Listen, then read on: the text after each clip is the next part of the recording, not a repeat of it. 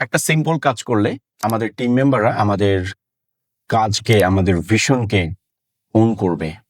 এটা একটা common problem. অনেকে বলে যে আমি তো চাচ্ছি, কিন্তু আমার টিম মেম্বাররা আমার সাথে একমত না, বা তারা ডাউন ফিল করছে, তারা আমার মতো করে চাচ্ছে না, আমার মতো করে ফিল করছে না একটা কাজকে, একটা ভিশনকে তারা নিজেদের মধ্যে ধারণ করছে না। সোজা কথা, একটা সিম্পল কাজ করলেই প্রবলেমটা সলভ হতে পারে। সেটা হচ্ছে আপনার এই ভিশনকে আপনার টিম মেম্বারদের মধ্যে ট্রান্সফার করে দেওয়া। এবং সেটা করবেন কিভাবে? তাদেরকে এনগেজ করা, তাদেরকে আপনার ডিসিশনের মধ্যে এনগেজ করা, আপনার প্রসেসের মধ্যে তাদেরকে এনগেজ করা।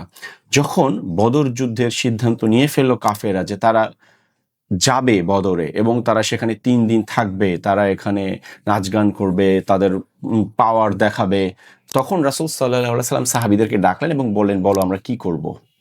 তো তিনি মুহাজির সাহাবীরা বললেন, অবশ্যই ইয়া রাসূলুল্লাহ, আমরা যুদ্ধের জন্য প্রস্তুত। তিনি আবারও বললেন, না তোমরা বলো আমি কি করব। আসলে তিনি চাচ্ছিলেন আনসারদের কাছ থেকে শুনতে, কারণ আনসাররা যে শপথ করে তাকে মদিনায় নিয়ে গিয়েছিল, সেখানে বলা হয়েছিল যে মদিনাকে রক্ষার জন্য তারা জীবন দিয়ে যুদ্ধ করবে, কিন্তু মদিনার বাইরে গিয়ে যুদ্ধ করার ব্যাপারে কিন্তু কোনো শপথ তাদের কাছে নেওয়া হয়নি। আর বদর যেহেতু মদিনার বাইরে, এজন্য আল্লাহ রাসূল বারবার শুনতে চাচ্ছিলেন যে তোমরা যেতে রাজি কিনা।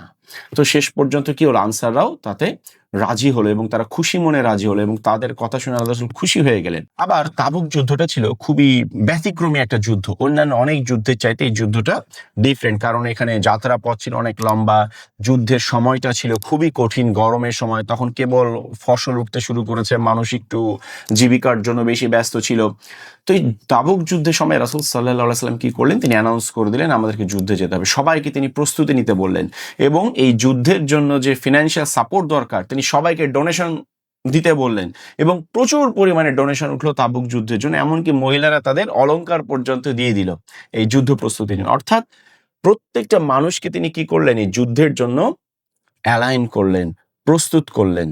ঠিক আছে, এবং তার এই ভিশনটা তিনি সবার মধ্যে ছড়িয়ে দিলেন। এটাকে বর্তমান ম্যানেজমেন্টে বলা হয় স্টেক হোল্ডার এনগেজমেন্ট, যে আমার ভিশনের সাথে, আমার বিজনেসের সাথে বা আমার অর্গানাইজেশনের সাথে যারা কানেক্টেড, তাদের প্রত্যেককে এনগেজ করা।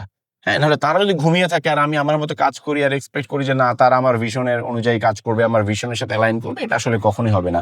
সো স্টেক হোল্ডার এনগেজমেন্টটা খুবই খুবই গুরুত্বপূর্ণ।